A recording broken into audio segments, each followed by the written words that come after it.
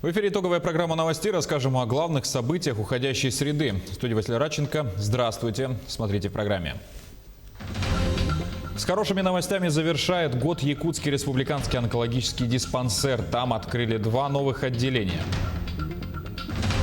Ввод жилого дома для переселенцев, открытие новой набережной. Айсан Николаев с рабочим визитом посетил Хангаласский район. Все объекты теплоснабжения и топливно-энергетического комплекса Якутии будут работать в режиме повышенной готовности во время праздников. Рестораны и клубы Якутска стали реже нарушать санитарные требования, но инспекторы продолжают рейдировать заведения. В Москве подвели итоги онлайн-конкурса «Большой дальневосточный квест». Призом стала поездка в наш регион. В Нерюнгринском театре кукол состоялась премьера новогоднего спектакля. Интерактивная сказка совместила представление с играми для детей.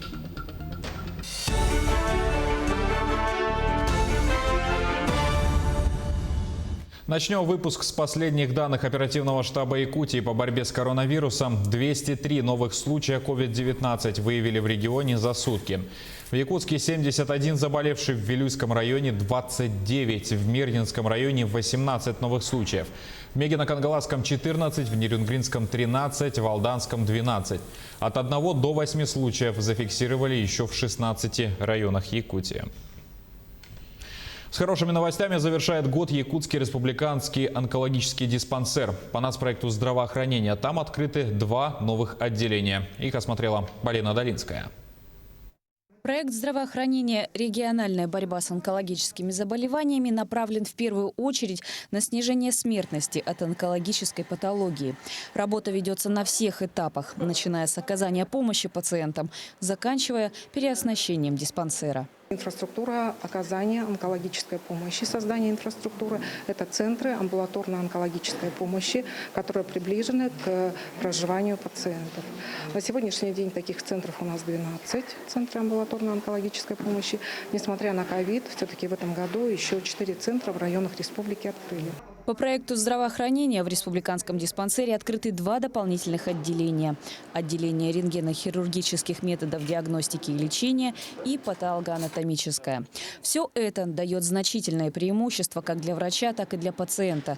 От получения более точных анализов до проведения операций. Которые позволяют частично автоматизировать процесс, допустим, подсчитать количество клеток, это вот используется в иммуногистохимии, опять же, пролиферативная активность. Есть такие системы, они разрабатываются. У нас в России есть собственная система для подсчета, но она все равно калибруется людьми и все равно как бы проверяется. Но она очень сильно облегчает работу. То есть за этим, за компьютеризацией, за цифровизацией очень-очень большое будущее. Если мы говорим о диагностике, это раннюю диагностику, да, быстрое диагностирование. Если мы говорим о лечении, это лечение пациенты получают под местным обезболиванием, например, при раке печени, при метастазах печени. Мы можем делать внутриартериальную химиоэмболизации, эмболизации при кровотечениях, эмболизации при маточных кровотечениях. Мы можем делать лечебные мероприятия через кожный рентген, радиочастотную термоабляцию можем выполнять через кожно под местной анестезией.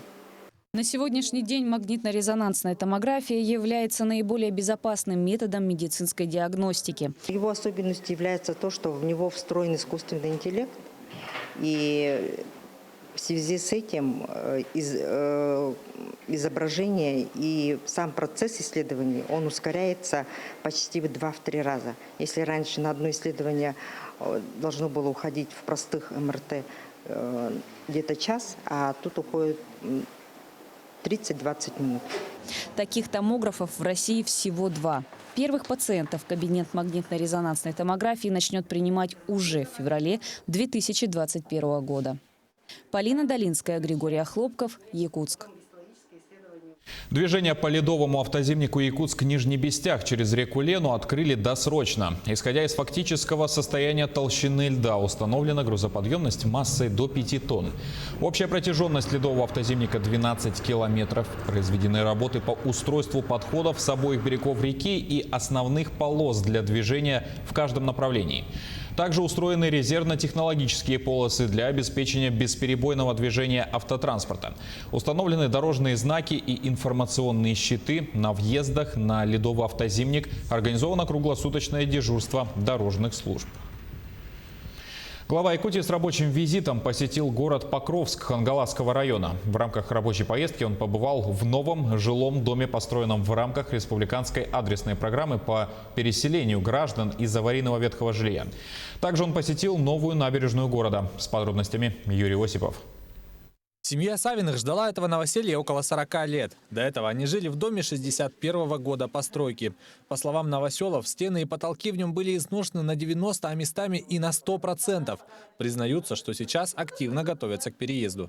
Да, конечно, мы очень рады, что получили ключи новой квартиры в этом году, именно в центре города. Очень рады.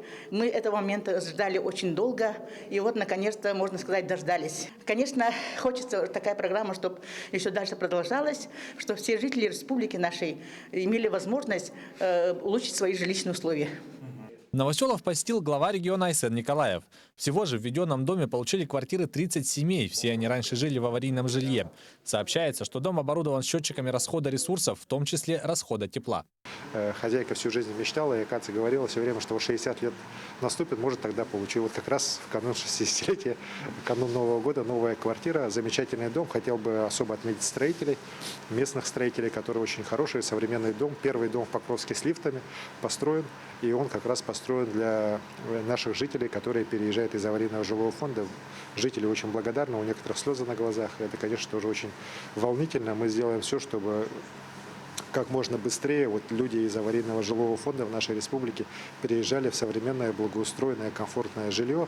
Также глава Якутии посетил новую современную набережную Покровска. Здесь построены 3 теплых павильона, большая детская площадка, роллердром, воркаут, площадь с навесами, качелями и даже амфитеатр со смотровыми площадками. Здесь появился, наверное, не побоюсь, наверное, самый лучший такой проект из реализованных сегодня в республике пространств общественных. Окончательно он откроется уже по весне, когда потеплеет.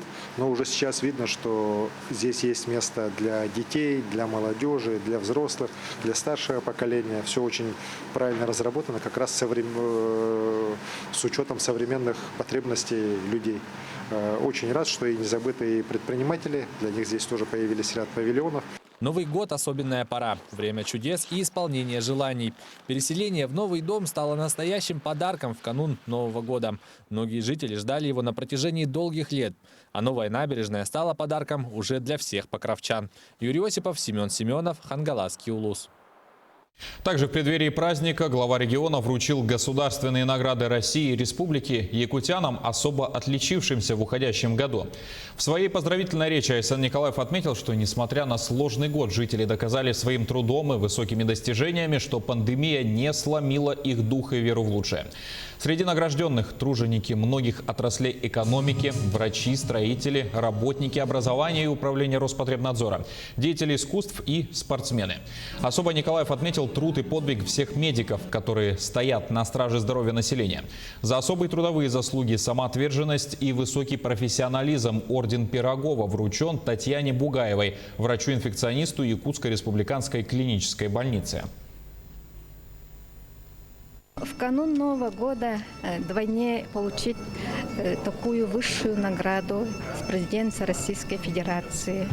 Это заслуга для всех медицинских работников, которые работают в красной зоне. Хочу сказать слова благодарности своим родным, близким, коллегам. К другим новостям. Тушу шерстистого носорога нашли в Абыйском районе. Как рассказал доктор биологических наук Альберт Протопопов, животное найдено в августе этого года в районе реки Терехтях. По предварительной оценке носорогу 3-4 года. Скорее всего, он утонул в реке. Туша отличается очень хорошей сохранностью. В числе прочего, сохранилась часть внутренностей, что в перспективе позволит подробнее изучить особенности жизнедеятельности этого вида. Носорог будет официально передан Академии наук для изучения. В Якутск его надеются доставить в январе. Тогда же находка будет презентована научной общественности. Сохранность очень хорошая. Допустим, с ранее найденными носорогами, допустим, того же колумбского или Саша, сохранность лучше. При осмотре мной было посчитано там, сколько у него зубов, ну, то есть степень генерации зубов, так скажем. Вот. И там же я извлек самый передний коренной зуб, предкоренной зуб для генетических анализов предварительно и для радиоуглеродного анализа, чтобы определить время гибели, эпоху. В Москве подвели итоги онлайн-конкурса «Большой дальневосточный квест». В течение месяца участники проходили различные задания, посвященные самому большому федеральному округу страны. 10 победителей получили путевки на Дальний Восток. Кто приедет к нам в Якутию, узнаем из материала нашего СОПКОРа в Москве Максима Кардозо. Большой дальневосточный квест – это своеобразная онлайн-игра, где участники решают различные головоломки, собирают секретные коды, выполняют творческие задания. Понятно, что все они связаны с Дальним Востоком и его жителями. Принять участие в конкурсе мог любой желающий в возрасте от 14 лет. Всего за победу боролись больше 1200 человек, и среди финалистов оказалась и якутянка Татьяна Кардашевская. В рамках одного из этапов она придумала даже стихи. Привет! Вы хотите на Дальний Восток? Я хочу, в Амурскую область я поспешу. Через арку ворота, место святое, в исторический край я шагну. Увидеть, как лотос свои лепестки распускает, как водолазы медведи за рыбой ныряют. В финале конкурса определились 10 победителей. Каждому из них подарили путевку на Дальний Восток. В недельный тур по Якутии поедет москвич, студент университета нефти и газа Дмитрий Фисин. Привлекают вот столбы ленские, видел и фотографии, и видео оттуда, и, конечно же, невероятное, скажем так, зрелище. Вот, это стоит точно увидеть. Поехать в этот тур, чтобы посмотреть, как там и люди тоже работают, и как производство отлажено в республике. И мне было бы очень интересно, как выпустить в рыбу нефти и газа. И действительно, Дмитрий сможет увидеть не только традиционные ленские столбы, но и узнать о мегапроектах, которые реализуются в Якутии. И Дальневосточный квест – это прекрасная площадка, чтобы рассказать молодым людям не только о красоте природы, но и о будущих профессиональных перспективах. Главная задача НИИ Дальний Восток – это, конечно, то, чтобы молодые специалисты, у которых много романтики в душе, много хочется сделать. И Дальний Восток сегодня, и Арктика предоставляет такие возможности молодым людям проявить себя, поставить себе большие великие цели и добиваться их. С каждым годом организаторы квеста отмечают рост желающих в нем поучаствовать, а это значит, интереса к Дальнему Востоку у россиян становится больше. Максим Кардозо, Джур Березкин, Москва. С каждым днем растет количество подписчиков у Центра помощи «Поможем вместе». На их странице в Instagram help.ekt. Центр помогает всем нуждающимся, прежде всего многодетным семьям, одиноким мамам, всем, кто оказался в трудной жизненной ситуации. Юлия Михайлова продолжит. Вам с Новым годом. Спасибо большое. Сами делали, а это дети делали. Спасибо большое. Спасибо. Ольга узнала о центре из социальных сетей. Сюда приходит уже в который раз. Сегодня с дочкой решили присмотреть что-нибудь к Новому году. Хорошая помощь, конечно, и продуктами, и вещами. У меня как 2 детей-инвалидов. И вот воспитываю одна я. Бабушка больная у нас. И помощь хорошая. Александр Шелковников узнал о центре от знакомых. Сразу пришел сюда. Он помогает другу, у которого сгорел дом еще в сентябре. Денег у его товарища, инвалида 2-й группы, едва хватает на аренду комнатки. Поэтому помощь центра так нужна этому человеку. Очень большую помощь оказывают для населения. И я хочу, чтобы люди, весь город узнал, вся республика, даже страна, что у нас есть такие люди, есть такие центры в городе Якутске.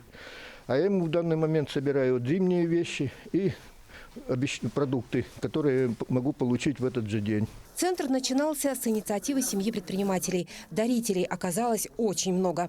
Поэтому в сентябре текущего года было принято решение открыть именно Центр помощи. Назвали «Поможем вместе». На сегодня представительства центра открылись в ряде районов региона. Туда уже отправили несколько партий с одеждой, продуктовые наборы. А недавно с помощью неравнодушных жителей столицы поздравили еще с Новым годом малышей из многодетных семей. Будьте добрее, помогайте друг другу. И только так будет в нашей жизни что-то хорошее. Все вещи дарители отдают безвозмездно и также бесплатно раздаются получателям. Вся одежда и бытовая техника принимается в хорошем, опрятном виде. Иногда совершенно новые товары привозят в магазины. И это не только одежда, но и продукты питания и даже игрушки. Все желающие принести свои игрушки, и те, которые им понравятся, могут бесплатно взять у нас в городе ненужных игрушек. Но мы собираем в основном не мягкие игрушки, а мягкие игрушки вот мы привезли сюда. Спасибо, что есть такой хелп-центр. Вся работа центра организована безвозмездно. С сентября помогли 1200 семьям. Раздали 13 тонн одежды, приняли в дар 20 тонн различных товаров. Вся работа в нашем центре ведется силами волонтеров. И очень отрадно, что в нашем городе есть люди, которые неравнодушны, которые помогают вещами. Есть люди, которые тратят свое время, помогая нашему центру в качестве волонтеров. Поэтому мы ждем всех. Будем рады каждому. Юлия Михайлова, Павел Пахомов, Якутск. Сейчас короткая реклама и смотрите далее в программе. Объекты теплоснабжения будут работать в режиме повышенной готовности во время праздников. Инспекторы Роспотребнадзора завершают год рейдами по увеселительным заведениям. В Нерюнгринском театре кукол состоялась премьера новогоднего спектакля с интерактивными играми. Это итоги дня. Продолжаем программу. Все объекты теплоснабжения и топливно-энергетического комплекса Якутии будут работать в режиме повышенной готовности во время праздников. Об этом сообщил первый зампред правительства региона Алексей Колодезников. Также в преддверии новогодних праздников вице-премьер поручил принять все необходимые меры для обеспечения пожарной безопасности на объектах жизнеобеспечения, транспорта, связи, а также в местах массового пребывания и скопления людей. Мы находимся в режиме повышенной готовности с 28 декабря. По информации и по докладам, которые мы сегодня заслышали, мы видим, что подготовленность на высоком уровне. Система энергетики коммунального хозяйства подготовлена на прохождение новогодних праздников. Развлекательные заведения Якутска стали реже нарушать требования Роспотребнадзора по соблюдению ограничительных мер, связанных с распространением коронавируса. Но несмотря на это, административная комиссия города продолжает рейды. В один из них отправился Дмитрий Тымыров. 5 из 34. Таковы данные к середине недели. С приближением Нового года организации общепита и развлекательные заведения стали меньше нарушать требования указа главы региона о противодействии распространению коронавируса. С начала этой недели админкомиссия мэрии Якутска усилила контроль. Члены молодежной администрации проводят профилактические мероприятия до Нового года, во время и после. То есть будут идти усиленные проверки по заведениям. Просим граждан оставаться дома. Для вас это уникальный шанс провести этот замечательный праздник в кругу ваших близких. С наступающим вас Новым годом! По словам членов административной комиссии, злостными нарушителями чаще становятся развлекательные заведения. Несмотря на запрет, некоторые все же проводят дискотеки. Вместе с тем в этот список попадают и банкетные залы, где количество людей часто превышает допустимую норму. Вчера в ходе рейдовых мероприятий было проверено 34 объекта. Выявлено 5 нарушений. Это у нас именно больше 15 человек. Наблюдалось, можем сказать, человек 30-40. С ними проведены пробы-беседы. В дальнейшем будут уже проведены именно меры составления протокола по 3.8 КоАП РСЯ, либо по 26.1 по линии УГЧС. В дни новогодних каникул количество рейдовых мероприятий увеличится. В отношении злостных нарушителей будут применены административные меры реагирования, вплоть до закрытия объектов. Не портите праздник себе и другим. Лучше проведите его дома в кругу близких. Дмитрий Тымыров, Джулстан Иннокентьев, Якутск. Отметить праздник без ущерба для здоровья по силам каждому. Врачи и эпидемиологи рекомендуют воздержаться от приема гостей и посещения массовых мероприятий, а также придерживаться правильного питания и ограничить употребление алкоголя. Татьяна Вахнина продолжит тему. Купить продукты, позаботиться о подарках, не забыть и о петардах. В предновогодней кутерьме забот масса. В радостно приподнятом ажиотаже все тревоги и опасения как-то отступают. Врачи напоминают, здоровая доля трезвомыслия и осторожности не вредила еще никому. Травматологи отмечают рост переломов и холодовых травм. Стоит отметить, что лица, обращающиеся у нас с отморожениями, чаще находятся в состоянии алкогольного опьянения. Ввиду с наступающими новогодними праздниками хотелось бы обратиться ко всем жителям Молданского района по возможности отказаться от злоупотребления спиртными напитками при работе с пиротехническими продуктами, то есть фейерверками, петардами и так далее, соблюдать все меры предосторожности и технику безопасности. Связь между длинными выходными и здоровьем населения, несомненно, есть. На каникулах традиционно наблюдается рост обращений в медицинские учреждения. Наиболее часто встречаются заболевания желудочно-кишечного тракта и сердечно-сосудистой системы. Первопричинами являются, как правило, обильная и не всегда полезная пища и бесконтрольный прием алкоголя. Зеленый змей не только провоцирует обострение хронических болезней и срывы в работе организма. Нередко возлияния становятся причинами несчастных случаев. Одна из последних трагедий имела место на днях. Поступила женщина с 4-й степенью обморожения на фоне алкоголизации, уснула на улице. В настоящее время ей предстоит ампутация верхних и нижних конечностей. Если после обильных возлияний урожай в виде травм и обострений хронических болезней пожинается сразу, то пациенты с острыми психозами массово поступают в стационар после праздников в результате синдрома отмены. Нередки также алкогольные интоксикации. Впрочем, и предновогодняя пора для наркологов никоим образом не является затишьем. Кто празднику рад, как говорится. Психозы, конечно, идут позже на фоне синдрома отмены, но, к сожалению, народ начинает заблаговременно до начала праздников. Поступает, к моему большому сожалению, в день 3-4 пациента в приемное отделение с алкоголизацией, галлюцинаторным синдромом, психозом алкогольным. Новый год – праздник семейный, и 2021 настоятельно рекомендуется встречать в лучших традициях – дома с близкими. От посещений мест с массовым скоплением народа стоит воздержаться. Также имеет смысл отказаться от походов в гости. По данным Роспотребнадзора, в Алданском районе наблюдается тенденция к снижению выявлений случаев новой коронавирусной инфекции. Новогодние каникулы обещают стать своеобразным экзаменом по эпидемиологической ситуации. Татьяна Вахнина, Алдан. В Нерюнгринском театре кукол состоялась премьера новогоднего спектакля. Интерактивная сказка совместила представление на сцене и игры для детей. Как удалось автору и режиссеру воплотить идею в жизнь, знает Ирина Кичигина. Прошедший год был очень сложным для всей сферы культуры и искусства. Но коллективу театра это не помешало достойно подготовиться к новогоднему празднику. Чтобы подарить детям радость, создать новогоднюю атмосферу и укрепить веру в волшебство, был поставлен спектакль «Спецоперация. Новый год». Автором пьесы выступила актриса театра, заслуженная артистка Республики Саха-Якутия Кристина Никифорова.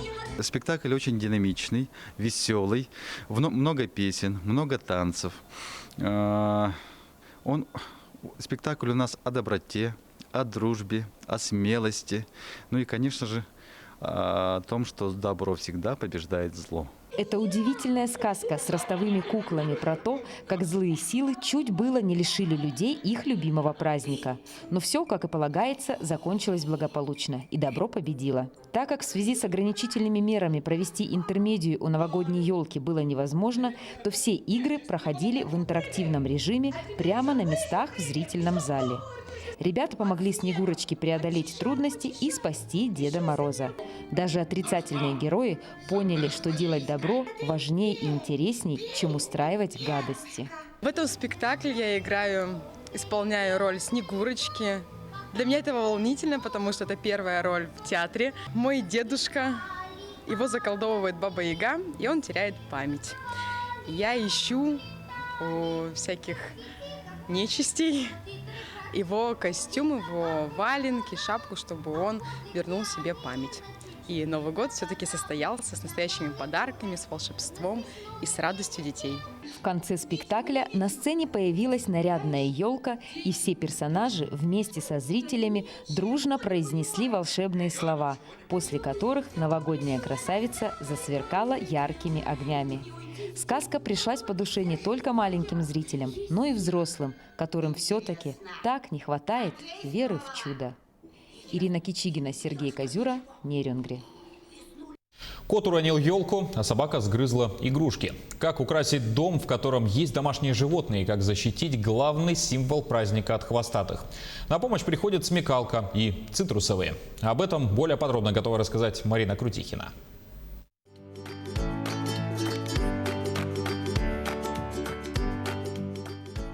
Хвостатые портят игрушки на елке, роняют ее, грызут ветки. Перед Новым годом таких видео в интернете становится все больше и больше. Пользователей ролики веселят. А вот хозяев хвостатых порой расстраивают такие промыслы. У семьи Завьяловых кот Марк уже поел новогодний дождик. Пришлось спасать.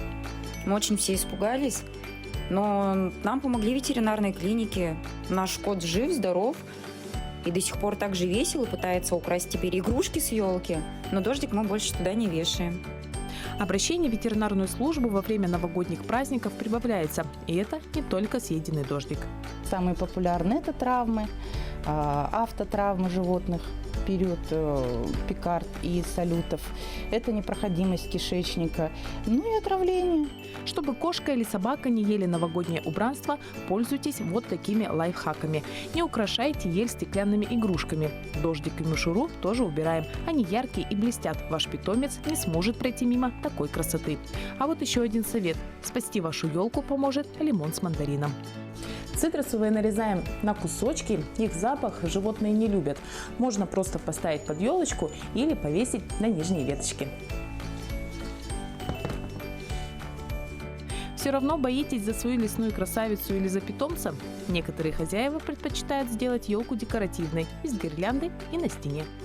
У нас в семье 2 домашних питомца, мы очень хотели поставить елку к Новому году, но, к сожалению, из-за наших хулиганов это невозможно, и поэтому мы решили найти такой интересный выход из ситуации и сделать новогоднюю елку на стене.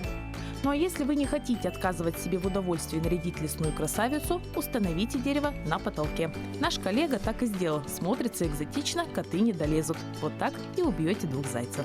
Марина Крутихина, Олег Соснин, телеканал «Алмазный край». Это были главные события среды. Наш телеканал продолжит следить за новостями. Не забывайте носить маски, дезинфицировать руки и держать социальную дистанцию. Спасибо за внимание и до свидания.